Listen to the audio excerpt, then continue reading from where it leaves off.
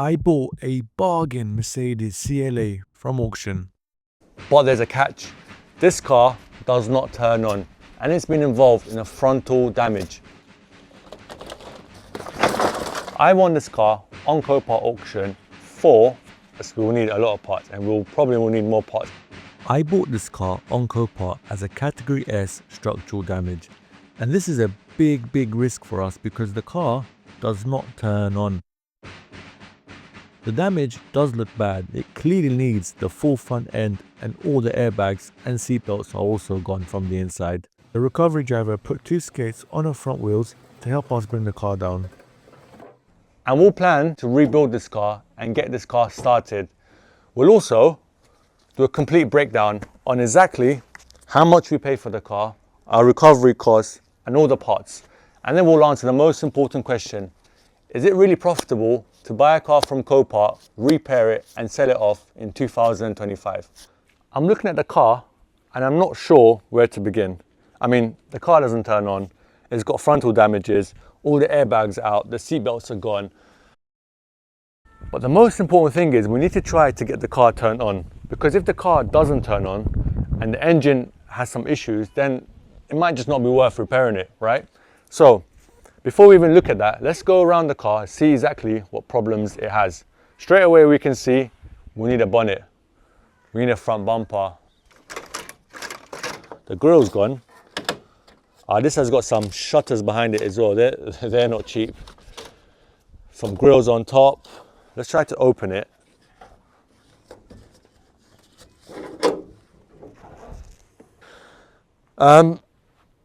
It doesn't look better with the bonnet up because we can straight away see this housing is gone.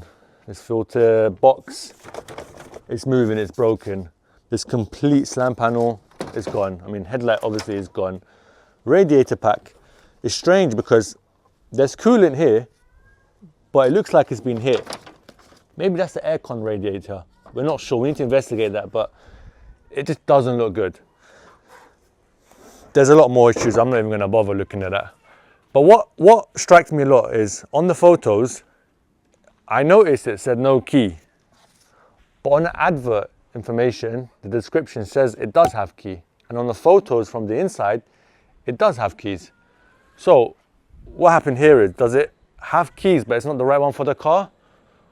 Or did they just write this when it came into the yard and then key got delivered later on by the insurance company, or they found the key? I don't know.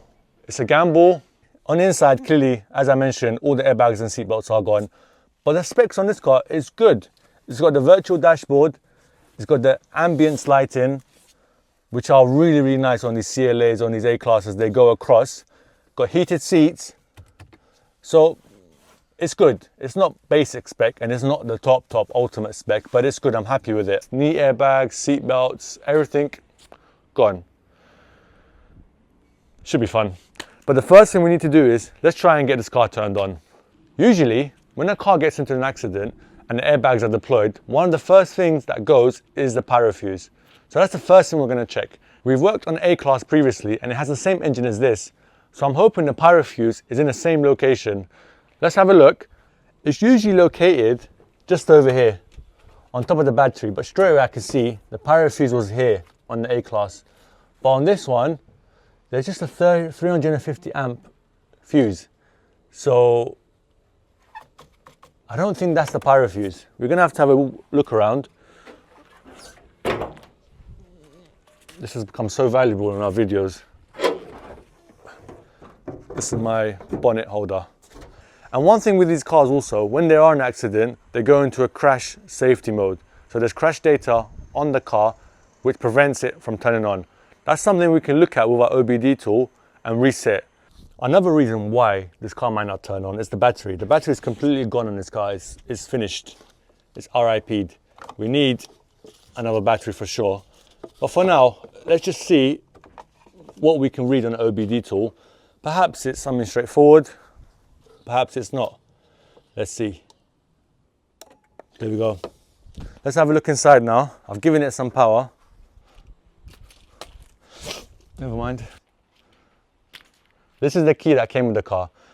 Let's find out, firstly, if it's the right key for the car. And how I'm going to do that is just try to see if I open the car, yeah, solved it. It's the right keys. So that on the dashboard saying there's no key is not accurate. We have keys. We have a key, not keys. Now, I'm just going to use the OBD tool to see if this car is in crash mode. If it is, that's definitely why it doesn't turn on. I mean, one of the regions at least. So I'm just having a look now. It is in crash mode. As I suspected, in most cases it will be when it's in an accident. These Mercedes, they go and activate crash mode. Now let's follow the process of trying to clear that. We can clearly see the crash event is active, so the vehicle will not turn on. I tried to clear it a number of times, but it was failing. So what I did was I put a battery pack on there temporarily. We tried again. Okay, it's cleared. It should turn on. Or at least it should do something now, I hope. This is it.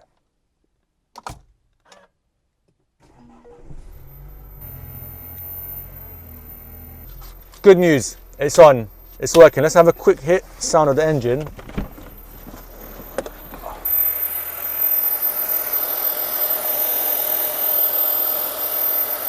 Sounds good. Apart from the hissing noise, but that's normal. I mean, look at the state of it. That's the least of our problems. Probably just a pipe burst or something, but it's not to worry. The engine is turning on. I've run a history report to see exactly on paper what the damage areas are. So clearly I can see it's written off. It's a category S on the 19th of June. The damage areas, oof, it's a long list. It's got the engine. Why has it got the engine? Maybe because they couldn't turn it on. Anyways, engine, front near side, front off side, and interior. I think they've got interior because of the dashboard and the seat belts, and they've just put interior. I've not seen on every car that's got the dashboard out, but maybe this insurance company are quite thorough.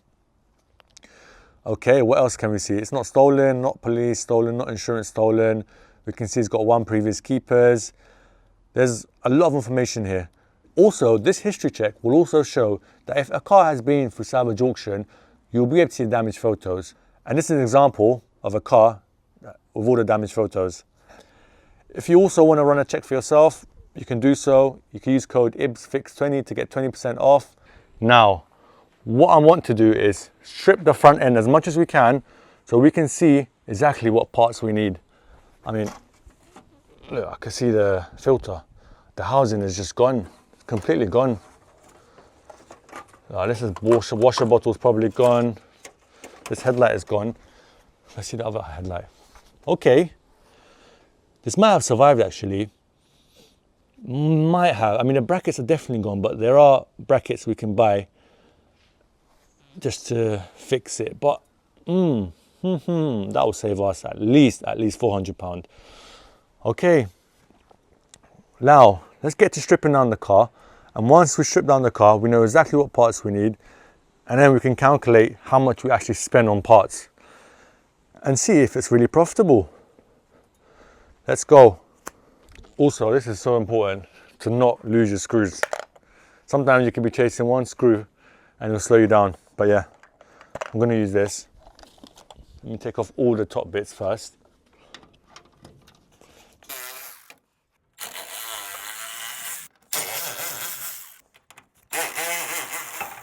Someone in the comments said you're bending over too much, you're going to hurt yourself, so I've got a chair.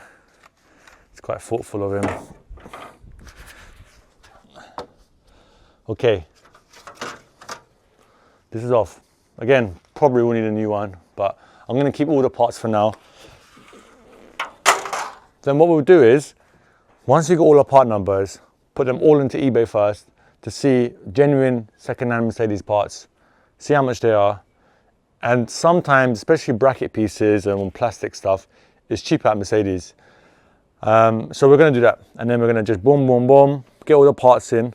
But first, we need to know what we want. So yeah, let's carry on with this. Now I want to get the front bumper off. To get that off, there's a screw up here. Obviously this is broken, we don't have it. And there's two over here, and a couple screws underneath, and they should just come off. The two screws here are going from the bottom upwards. So I can access the first one. We'll also need to take off the wheel arch that's connected to the bumper. The headlight is in the way, but you can see the screw here. That's what I'm trying to reach.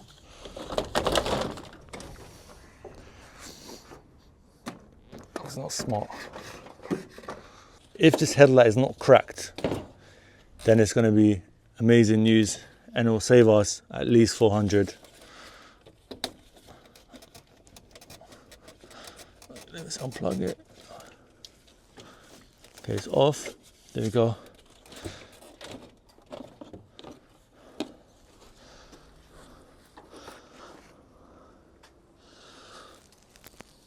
Okay. You know, I think we're good. I don't know how, but this has survived. I don't see any cracks. Mercedes sells them too. There's brackets here that will just screw onto here and it will bolt on to here. So it's fine that the brackets are broken. Again, 2 pieces here, there's space. But nothing else is cracked on here. I mean, nothing is cracked. So, all right. Good news. Good news. We love that. I've taken it off, but I'm just screwing the bolt back in here, so I know that this bolt goes here later on. That's off. Now, under tray. The bumper is held on by the under tray. Let's see if we can reach it without having to jack up the car. There we go. It's going to be at least 5 or 6 of these bolts, and they are all across in the bottom. Now, I've taken off all the screws on the under tray, so now it's moving. I need to take off the 2 screws here and the one on the mud guard connecting to the bumper, and then it should just come off. Now taking this headlight out. Yeah, definitely not something you can reuse. This is very important. As long as there's no water gone into them, this ballast we can reuse. It should be plug and play onto our new headlight, as long as no water has gone into them. The bumper should now come off. The side's loose.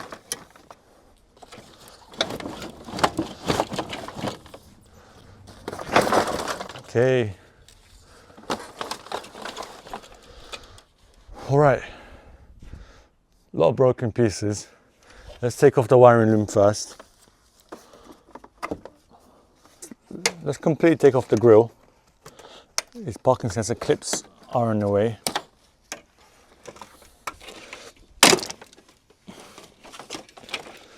Okay, now the last parking sensor connected to the grille, that's off. God knows what this is. There's a part number. That might be part of the radiator housing. A177. That's for an A-Class. So a lot of parts from an A-Class will fit this car. This is the shutter. They call it the mid shutter, which sits up here. Yeah, this is all that's left of it. I was hoping I can get a part number, but nothing yet. What's crazy in all of this? The crash bar looks like it's survived, and the foam with the crash sensor tube has also survived. Look, it's all intact. It's good for me, save some money, but it's just strange how that's all survived, but the top half is completely gone. I wonder what's happened to it. But the foam, look at this. Foam has survived, apart from this here, which is okay. Shockingly, it survived. This air shutter is very important, and it looks like it survived, which is good news because they are not cheap. That's quite good. So the bottom half of the car is okay. There's no undercarriage damage as well. The wheels haven't been hit. So the lower half is okay. It's only the top half which is not okay. That's okay, at least we've salvaged some parts. Okay, this will come off, but the bonnet lock is still holding it in place.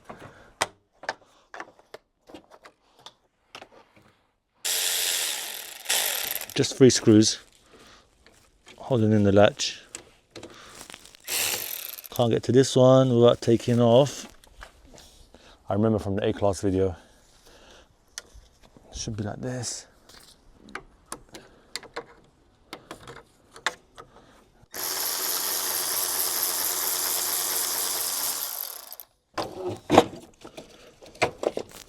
Okay, this should now come off.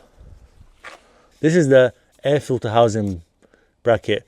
Look, it's gone in. We definitely need a new one, and that's where the air filter sits, but there's nothing there. I'll leave this on for now. Again, when we get a new air filter housing box, we can just swap it straight away. But just assessing the radiator pack, and what can I say? It looks okay, but there is a damaged piece here.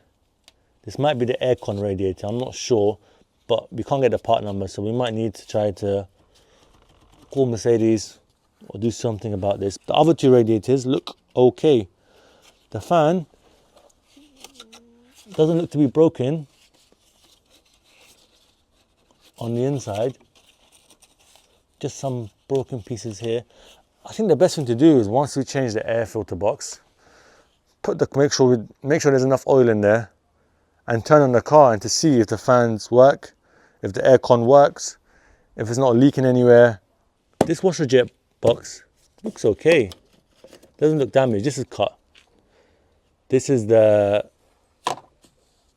for the screen wash, and this is completely gone. So we need a new one of this. This box has survived. This is like £130 second hand on eBay, so this definitely has survived. We'll also need to change this. This goes off in an accident, pushes the bonnet up. So, yep.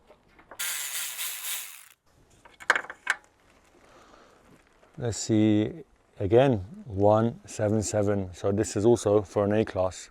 And the bonnet hinges are also gone on both sides, so we need those as well. Okay, now we've stripped the front end and we can see what we need. Straight away, we need a new air filter housing box, completely gone. The bracket underneath is gone. We need that as well. I've also noticed this cable here is broken, or hose, or I'm not sure whatever this is, but this is broken, goes onto here. So we might need another complete hose, because this looks like it's a part of here like this. Anyway, we need to see. So we need to sort this area out. We need a new hose, we need a new bracket. The radiator, I need to check. In the next video, we're going to turn this car on once we change the air filter box and see whether it holds coolant, it doesn't leak, and aircon is working. But what it looks like to me, just by looking at it, we'll need another radiator here, and I think this might be the aircon radiator.